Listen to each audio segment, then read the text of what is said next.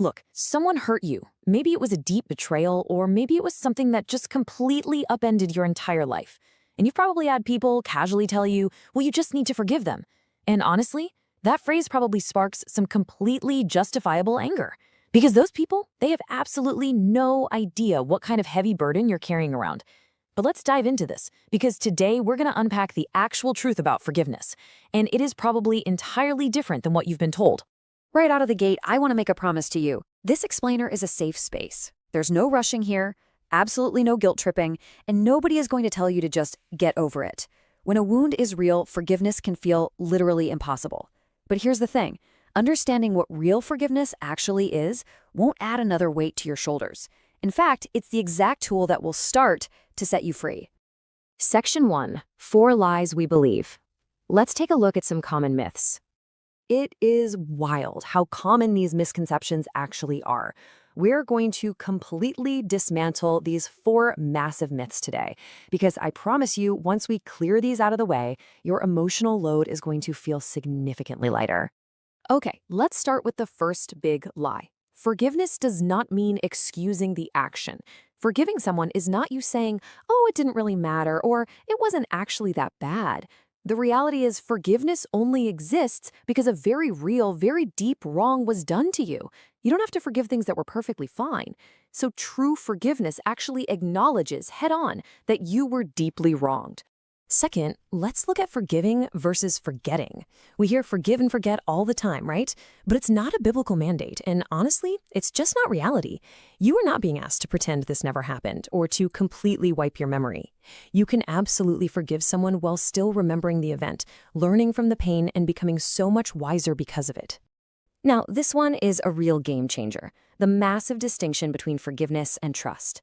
Forgiveness is freely given, but trust absolutely must be earned. These are 2 completely separate things.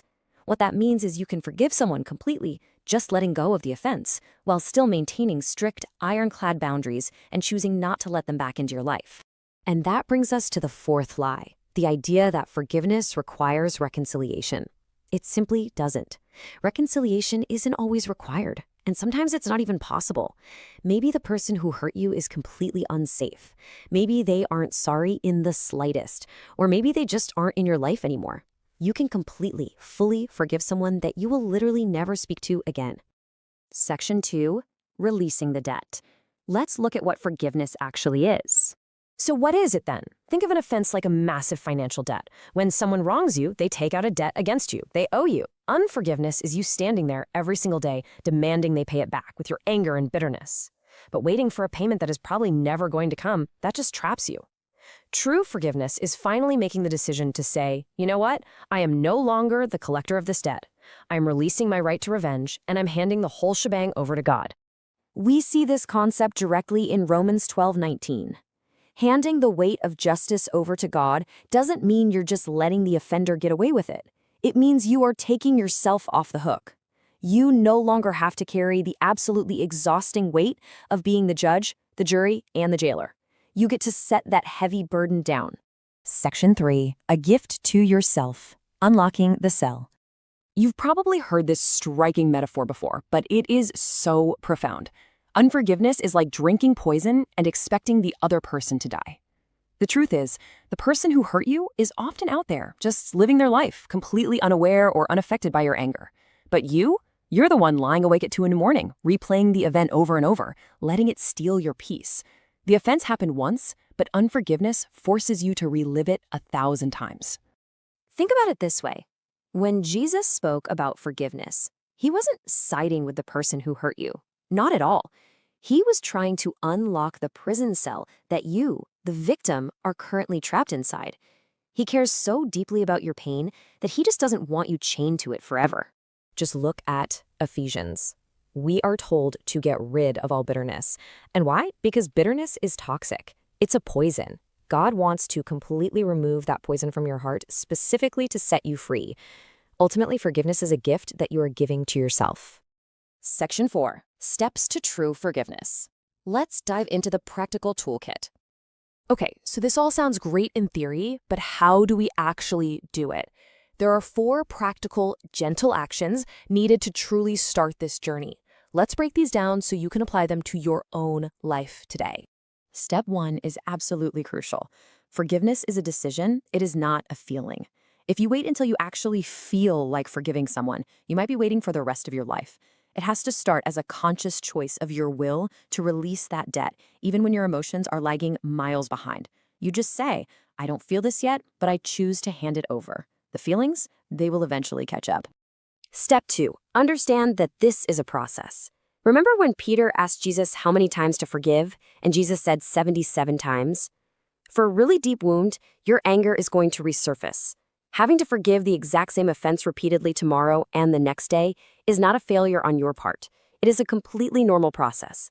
Every single time that anger rises, you hand it over again. And each time you do, it loses just a little more of its grip on you.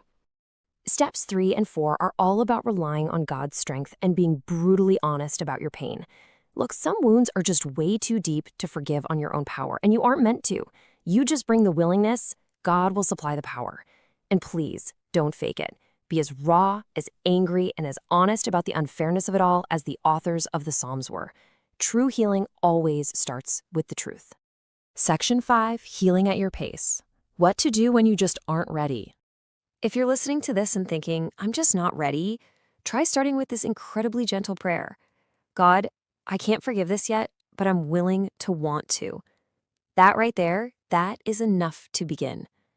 God does not use a stopwatch. He works entirely at the pace of your healing heart. And I absolutely must deliver this critical safety caveat. If your trauma involved abuse or extreme danger, please hear this clearly. Forgiveness never means going back into harm's way. You can forgive from a very safe distance.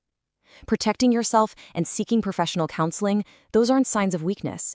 They are profound signs of strength and wisdom. To wrap all of this up, just remember that forgiveness is simply about releasing a debt so that you can unlock your own prison cell.